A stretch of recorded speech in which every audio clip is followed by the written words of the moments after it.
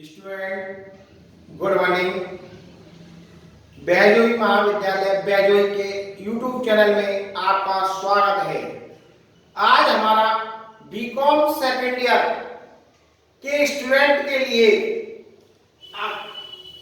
Book cost accounting लागत लेखांकन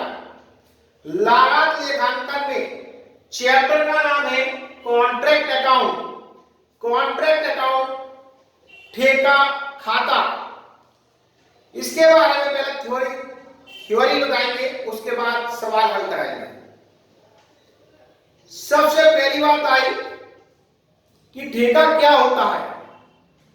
ठेका दो व्यक्तियों के बीच में किसी कार्य को लेकर ठेका होता है, उसे ठेका कहते हैं।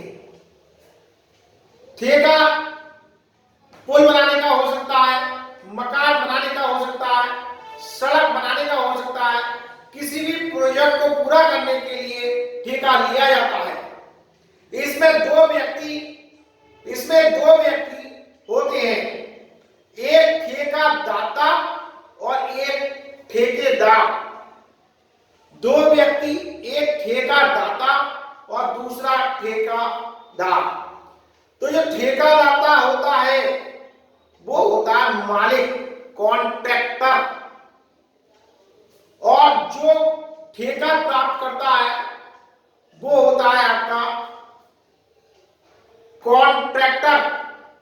इसमें थोड़ा सा दोबारा रिवाइज कर रहा हूं कि जो ठेका देने वाला होता है वो होता है कॉन्ट्रैक्टीज। कॉन्ट्रैक्टीज का मतलब होता है जो ठेके के लिए आपको दे रहा है, और कॉन्ट्रैक्टर का मतलब होता है ठेकेदार जो ठेका प्राप्त कर रहा है। कॉन्ट्रैक्टी और कॉन्ट्रैक्टर के बीच में ठेका होता है और उसे जो है ठेका कहते हैं, कॉन्ट्रैक्ट।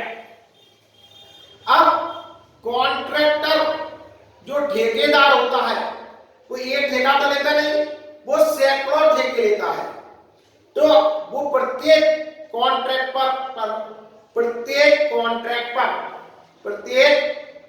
पर क्या प्रॉफिट हुआ या क्या लॉस हुआ, इसे जानने के लिए कॉन्ट्रैक्ट अकाउंट तैयार करता है कि इस ठेके पर मुझे प्रॉफिट हुआ या लॉस हुआ।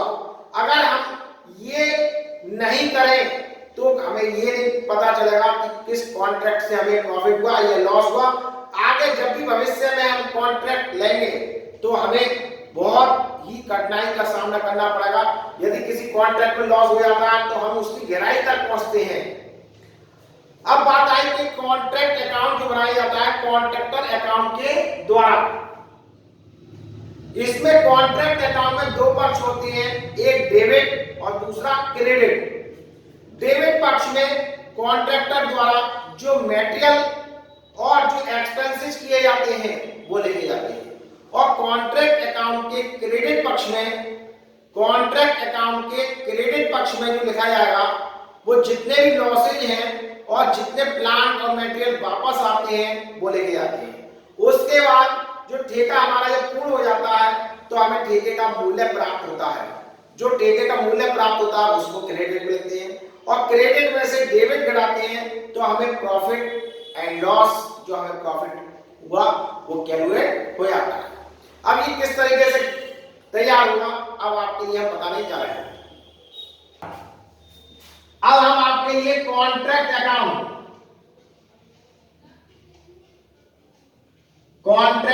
अकाउंट तैयार किस प्रकार होगा।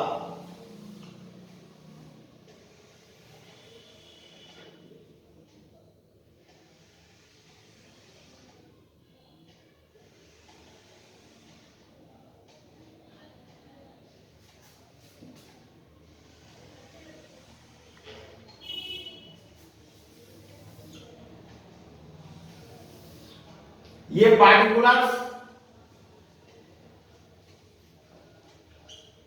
अमाउंट, पार्टिकुलर्स और अमाउंट,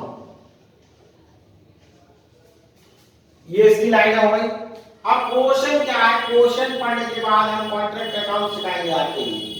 एक ठेकेदार ने एक भवन का ठेका लिया 1 जनवरी 2008 से 18 से कार्य प्रारंभ किया तथा ठेके का मूल्य, जो ठेके का मूल्य था वो 5 लाख रुपए था।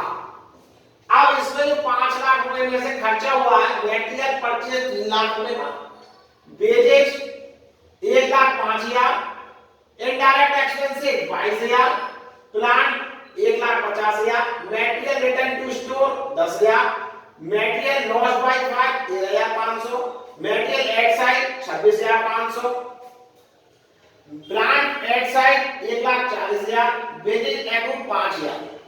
ठेका 30 जून 2018 को पूर्ण हो गया तथा ठेका मूल्य प्राप्त हो गया। ठेका खाता तैयार कीजिए।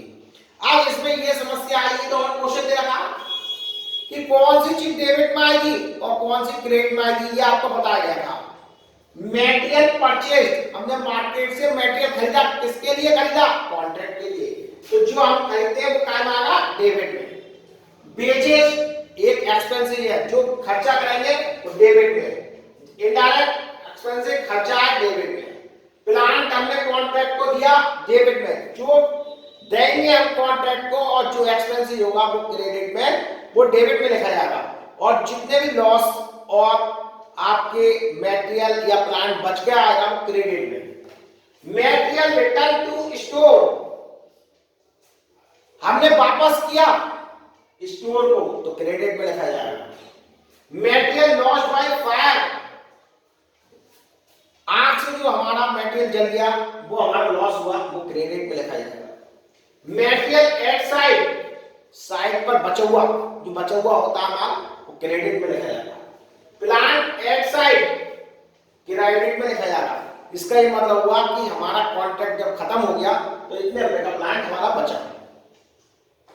वेजेज एक्रूड का मतलब जो हमारी वेजेज देनी बाकी रह गई वो एक्रूड होती है और ये खर्चा डेबिट में लिखा जाएगा।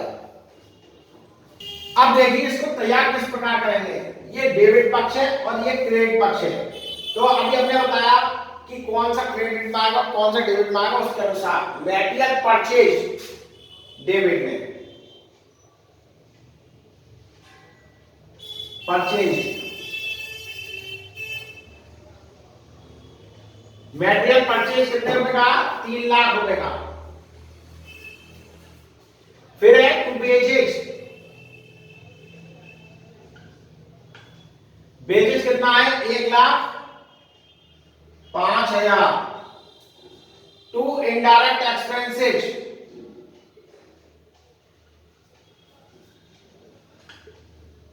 कितना है? 22,000।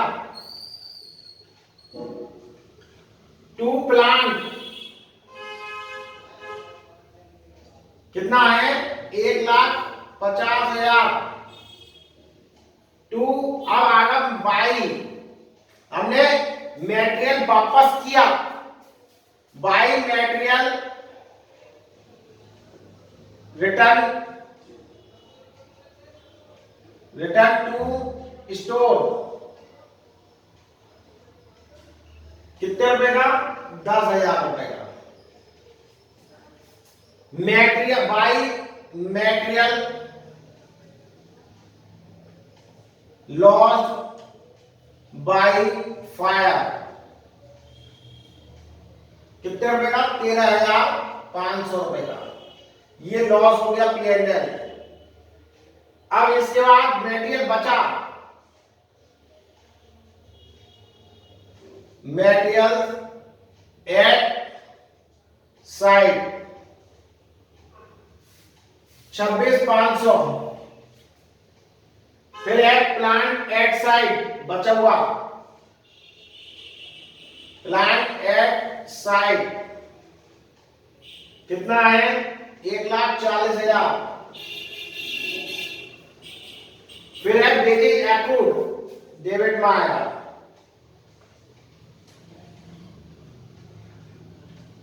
कितने का? 5,000।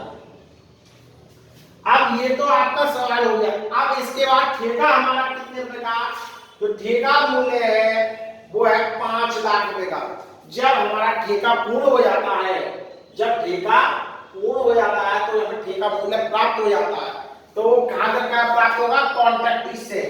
तो बाय कॉन्ट्रैक्टिस, CONTRACTEE, कॉन्ट्रैक्टिस अकाउंट,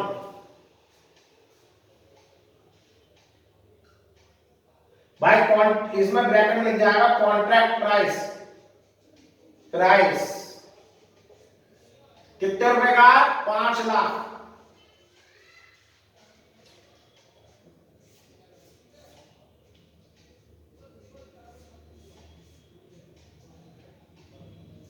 अब क्या होगा? क्रेडिट के टोटल में से डेबिट का टोटल घटा दिया जाएगा और आंसर आ जाएगा। तो क्रेडिट का टोटल हम किस प्रकार लगाएंगे? अब 0 का 0, 0 का 0, 5 5 10, हाथ से लगा 1, 4 और 6 10, 10 का 0, हाथ से लगा 1, 2, 2 और 1 3, 3 और 2 5, 5 और 4 9, हाथ से लगा 1 6 और 1 7, 7,90,000। 7,90,000 इधर लिख दिया जाएगा। 7,90,000 से घटा दिया जाएगा। 7,90,000 में से 0 का 0, 0 का 0 और 0 का 0 और 5 और 2